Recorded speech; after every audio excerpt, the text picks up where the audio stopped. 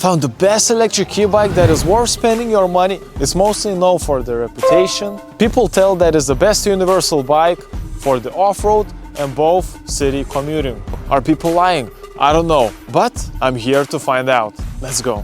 So I'm sure everybody's curious what we're gonna get in the box. We're gonna get a phone holder, it's up to 7 inches, we get a seat, and we're desperately trying to get the bike off. This is how it looks right off the box. We do get some accessories for this box. We get a front wheel locker, some reflectors for the wheels, pedals, accelerator, a security cage from falling off, and the last piece of accelerator. Last but not least, a multi-tool that comes every time. Instruction manual. Let's disassemble everything. We also get an air pump. And then we take out this really ducty box. It's really suspicious.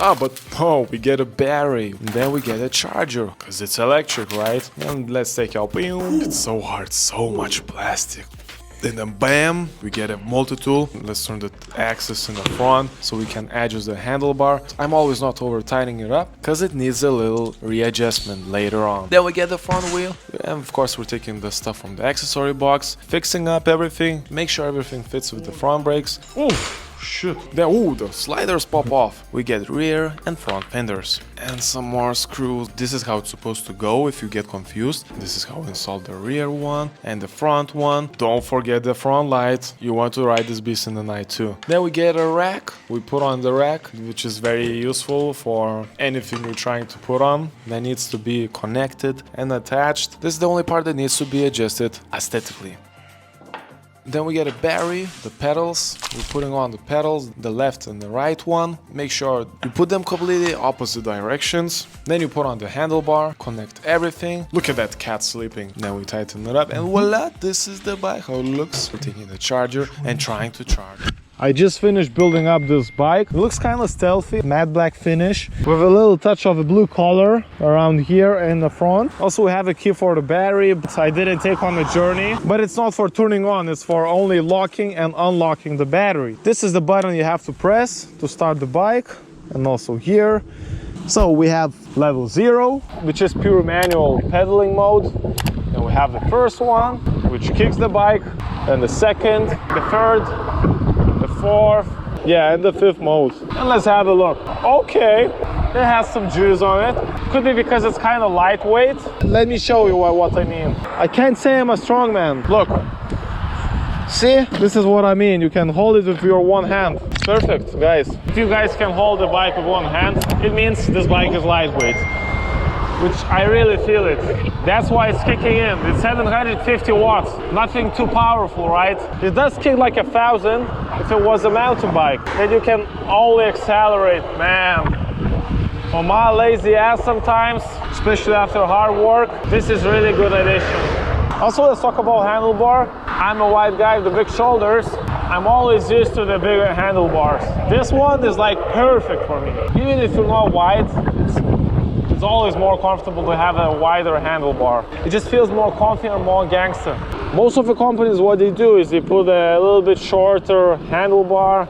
I don't know, to save metal. Come on, guys. This is amazing. Thank you so much. I live in the 5th biggest town and on the countryside, and I found a school which is built by American. We have a lot of Lithuanians that are building or used to build stuff and work in Chicago. Here we are, and they are helping us too. So this is a fun fact. Now it has some tour guides over here. I tried to get inside, but mostly they open up when the tour guide comes in. And talking about the design, 2 stripes, not like Adidas, you know. Also, we have a front shock suspension, which I'm going to talk about later. And we don't have a suspension on the rear, but we have a good seat, which is also very comfortable. So I don't know in the end, do you actually need a rear suspension? It's your choice, right? It's front and rear fenders. And also this battery, I feel like it has some quality. Most of the companies, they include like a little sticker. Here they have like a plastic logo, polished, shiny logo, Duotts. But people will still see you as an electric bike rider. Some people go with the more sleeker design, which the battery is inside. It is sticking with the frame. Also rack to take your little boy on adventure. Make sure it's a little boy, because this bike, it only holds to 120 kilograms. And weights, I already checked it, it's 26.5 kilograms. It's lightweight and very sturdy. If I really was a picky guy, I would say, okay, this battery needs to be inside. There's nothing bad to it. Battery is beautifully packed, frame holds up. What do you need in the end? So I just checked on it. This school was built in 1936. Nearly all the construction materials, even the glass, were brought from Chicago, USA. This was the only school that was brought from American construction parts. This bike is amazing. Can we find something better than this? Show me. Write me in the comments. I'm gonna review on the next video. And also press the like button, because maybe you don't like me, but this bike, how can you not love it?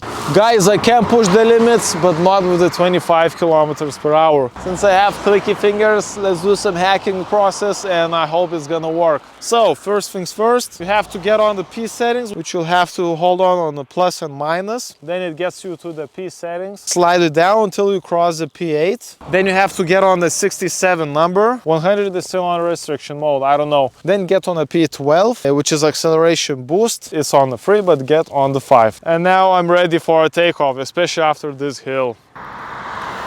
Let's go, top speed! So here I am, like fully emotional. I got to 40 kilometers and then we quickly got to the 50 kilometer per hour range, and which also led me to the top of the speed, that it's 55 kilometers per hour. And now let's see about the uphill. How is it gonna deal with that? We're currently on 44 kilometers per hour, and now we're gonna test the full juice of this bike. Manufacturer says that on the uphills it can go quite easily. Okay, it decreased almost about 10 kilometers, and now it's 29, 27. We just ascended, and now it again keeps on going. Guys, what a story! That was the part where we really tested the performance. We got to 55 kilometers per hour. I saw 54, but I'm sure it was 55. The screen started to glitch out, I guess, I don't know. And then only using a throttle, on the uphill we got to 30 kilometers per hour, which is 20 kilometers per hour less. Is this a good stats? Guys, hell yeah. I tested a lot of bikes. Most of them, that was above 1,000 euros. They didn't quietly catch that. So I'm pretty impressed. Way to go. We got to the last point. We got 20 kilometers and still full battery. Anyway, this is the last point of view, what I want to show you. I know it's a bit off topic, yeah, the things that I'm driving around, but this is actually the stuff you're gonna see when you're gonna buy this bike. Something beautiful like that. Something beautiful like that. Wow, really? They told me it's a waterfall on the Google Maps. Okay guys, let's talk about the performance. We got to 57 kilometers per hour. Jesus Christ. There are just a little amount of bikes that I tested that got to the speed. The last one was about 2,000 euros, which is like almost a triple price of this one. This is 750 watts, 65 Newton meters. I thought it's gonna be just a regular bike, but since it doesn't weigh anything, it's really easy going. Also, the battery says it's gonna get to 100 kilometers. I'm not sure about that. Let's see in the future. Also, I removed the limiter. If it's gonna get to half of that, I'm gonna be amazed. Also, charging takes 6 to 8 hours. Pretty stoked about this bike. Also, it has the free riding modes: manual, pedal assist, and pure electric. Most of the companies don't include the accelerator, and this one did. And you can pick any riding style fit to your needs. One really important stuff I forgot to mention. None of my almost 20 or 30 bikes had 21 speed gears. This is a good topic if you want to work out. You don't want to use all of the electric power. Then you can change to the higher shifter. While you're pedaling and gaining speed, make sure you adjust to higher speed gear and shift to the 7. It will require less electricity and you're using more of your power. This is a really good thing if you want to work out. And this also happened for me when I got to 40 kilometers per hour. I was still using my pedaling, which helped the bike to regain the power and save more battery. So this is very universal. I think this is a top-notch thing that every bike must have. Unfortunately, this is the first bike that I got this perk. Quack, quack, quack, quack, quack, quack. Fish bait, mosquitoes. We are close to the lake.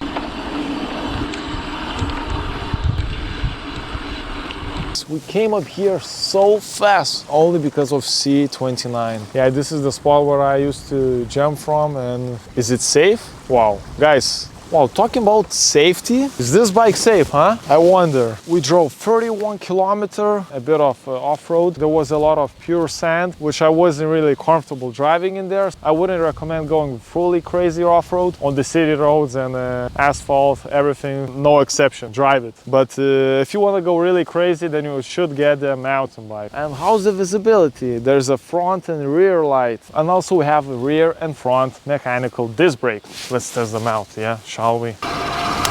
Trimping here.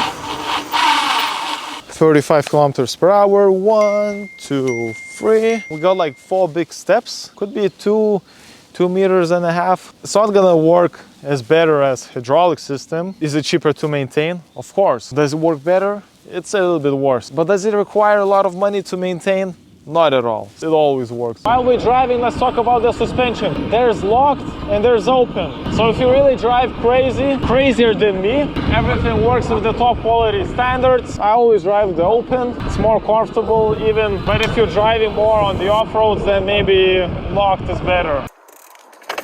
You can fit your own ride style, that's for sure. Link of this bike is down in the description. Please make sure you put my link code, which is right here. Oof, super bright. Oh, exposing my eyes. Oof. This is really limited code. Guys, you should check that out. Summer starting. What are you waiting for? Go there and buy the bike. And see you in the next one. Also, we drove 33 kilometers as I expected. 2 battery slots already emptied and we're driving back home. It's gonna be another 25 kilometers. Let's see if this beast can handle it. I picked up the second gear. Let's see where it goes.